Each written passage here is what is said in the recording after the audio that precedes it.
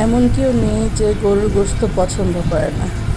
তো গরুর গোশত অনেকেই অনেকভাবে রান্না করে থাকে, তো আমিও ভিন্ন ভিন্নভাবে রান্না করি।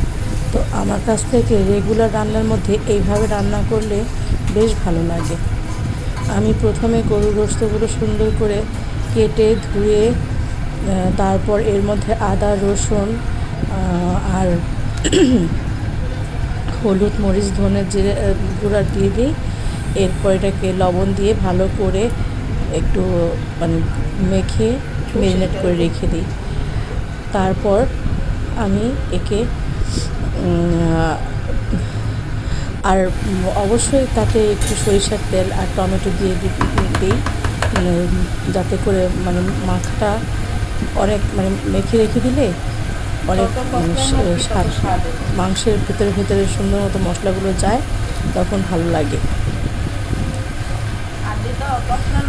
এভাবে করে ভালো করে মেখে তারপর আমি এটাকে 30 মিনিট রেখে দিই। তারপর কড়াইতে গরম তেল দিয়ে তার মধ্যে গোলমরিচ আর গরম মশলা দিয়ে গোশতটা বসিয়ে দিই।